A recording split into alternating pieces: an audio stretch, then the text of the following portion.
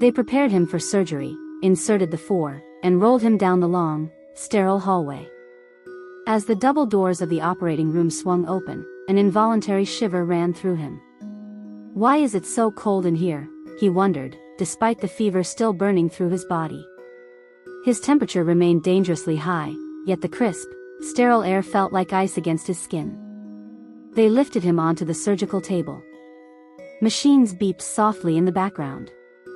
The bright overhead lights cast a harsh glow over everything. He was still fully conscious when something utterly impossible occurred. He turned his head slightly to the right, and there he was. Out of nowhere, standing beside him, was Jesus. In that instant, everything else ceased to exist. The doctors, the equipment, the fluorescent lights, all of it faded into nothingness. The room itself vanished. Only Jesus remained. Let's pause here for a second. Think about what he's describing. Scientists have documented thousands of near-death experiences, with eerie similarities spanning different cultures and beliefs. Many people report an overwhelming sense of awareness, a hyperreality more vivid than life itself. Some neuroscientists argue that this sensation could be the brain entering a protective state, releasing a surge of DMT, a powerful, naturally occurring psychedelic. But does that explain the clarity? The all-consuming love? The sensation of being fully awake beyond the physical body? Back to his experience. He was confused. What is happening? Then a chilling thought struck him. Did I die? He had heard of people floating above their bodies, watching their own surgeries from above. But that wasn't happening. He wasn't hovering. He was still there, still present, just no longer in the same reality. It wasn't a dream, he would later say. It was like reality itself had been turned up, more vivid, more intense, more real than anything I've ever known. Now, here's where things get even more remarkable. The Jesus he saw wasn't the pale, soft-featured figure from Renaissance paintings. His skin was darker, like a Middle Eastern man. His robe was pure white, flowing, almost luminous. His hair, wavy and rich brown. But his eyes, those eyes. Dark greenish blue, deep and knowing. When he looked at me, it wasn't just my face he saw everything. He saw straight into my soul. Many people who have undergone near-death experiences speak of a life review, a profound moment where every action, every choice, every hidden thought is laid bare before them. Some scientists suggest that, in times of extreme trauma, the brain accesses memories with astonishing clarity. But does that explain the overwhelming love people report feeling? Then Jesus extended his hand and spoke. I want to answer your prayer. That one sentence hit him like a tidal wave.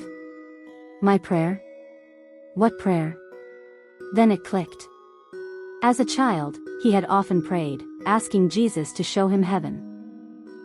It had been an innocent, heartfelt request, one he had long since forgotten. But Jesus hadn't. I reached out and took his hand. In that instant, everything changed. The hospital, the surgical room, the bright lights, they all vanished. Suddenly, he was standing barefoot on a radiant hillside. The world around him shimmered in an impossible, glowing white light. But it wasn't blinding. Instead, it was warm, alive. The colors were more vibrant than anything he had ever seen. Looking down, he realized he was standing on the softest grass, except it wasn't just grass. Every blade pulsed with light, radiating energy, as though each was alive in its own right. Here's where it gets fascinating from a scientific perspective. Those who have experienced altered states of consciousness, whether through meditation, psychedelic substances, or near-death experiences, frequently describe an overwhelming connection to everything around them. Some neuroscientists theorize that the brain, when free from its usual constraints, perceives reality in a profoundly different way. Could that alone explain what he was about to see next? As his eyes adjusted, he noticed movement in the air. Beams of light, like fluid, glowing ribbons, drifted through the sky. They shimmered, danced, alive with something beyond human comprehension. One of them shot toward him. He braced himself. It touched his forehead. A wave of warmth surged through him. A tingling, buzzing sensation spread from his head to his toes. The cold from the hospital was gone. The fever, the weakness, none of it mattered anymore. At that moment, something even greater happened. The brilliant white glow around him began to lift, like fog rolling away at sunrise, revealing an unimaginable landscape before him. He was standing on a hill, overlooking a vast valley. Below, endless fields of delicate flowers stretched out, their colors shifting and shimmering like liquid gold and silver. But beyond the valley, there was a city. Not just any city. A vast, golden city that stretched for miles. The rooftops gleamed like polished jewels, their surfaces reflecting the radiant sky. A great dome stood in the center, glowing as if it held the very essence of light itself. Towers with intricate, breathtaking designs reached skyward. Beyond the city, a towering mountain loomed. It was covered in trees too perfect to belong to the earth he had once known. Their leaves pulsed with an inner light. Above the peak, the sky was unlike anything imaginable. Colors blended seamlessly in a way no artist could ever recreate. Now, let's pause here. Some researchers studying near-death experiences suggest that the human brain, in moments of extreme distress, taps into powerful archetypal images, symbols deeply embedded in our collective subconscious. Carl Jung, the renowned psychologist, theorized that images of celestial cities represent our deepest longings for home, belonging, and ultimate peace. But this wasn't just a vision. He wasn't simply seeing it. He was there. And he wasn't alone. The beams of light continued moving, pulsing with intelligence. One of them reached out and touched the highest branch of a towering tree. The moment it made contact, the entire tree erupted in dazzling, golden light, as though filled with pure energy. It was breathtaking. At this point, his awe turned into deep curiosity. His senses were sharper than ever before. He didn't just hear the sounds around him, he heard layers of sound. Every note was crisp, distinct, resonating deep within his soul. Even the air itself seemed to hum with life. The sky wasn't merely a gradient of colors, it breathed, shifted, as though responding to his presence. Then, he turned to Jesus. Jesus was still there, standing beside him, his expression calm and knowing. He didn't need to speak.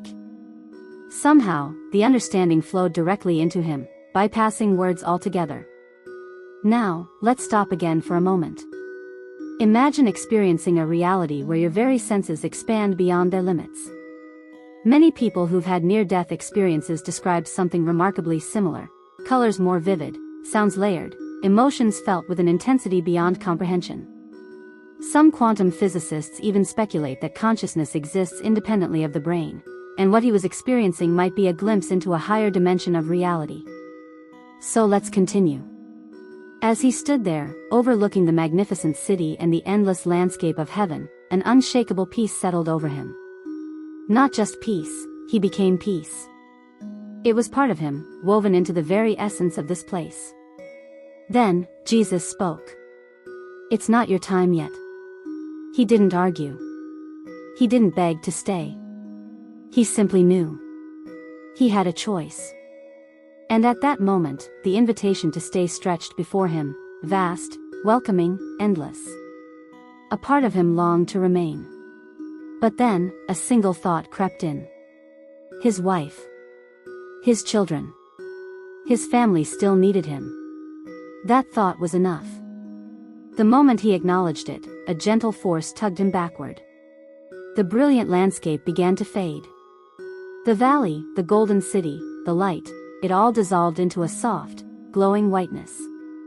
And then, he opened his eyes. He gasped for air.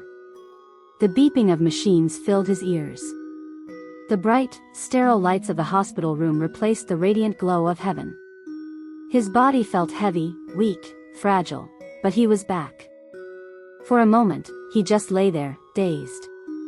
The contrast between where he had been and where he was now was overwhelming. The warmth of that divine place had vanished, replaced by the cool, artificial atmosphere of the hospital. He could still feel the ghostly echo of peace lingering within him, but it was fading fast.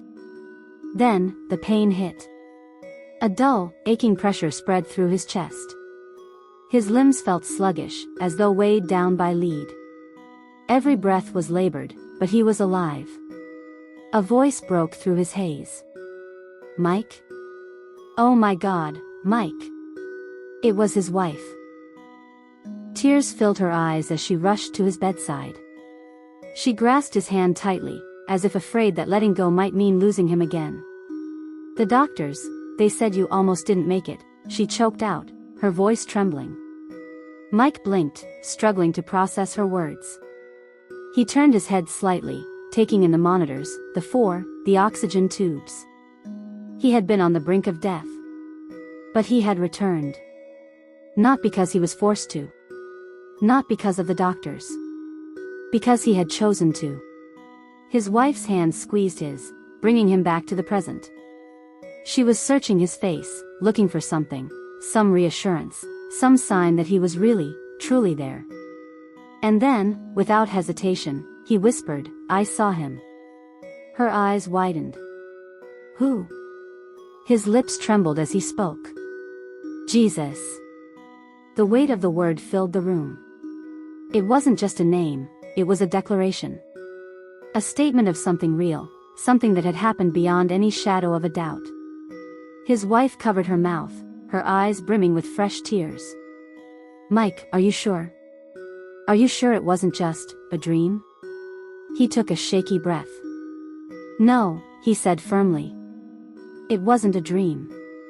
It was more real than this. More real than anything." He tried to sit up, but his body protested.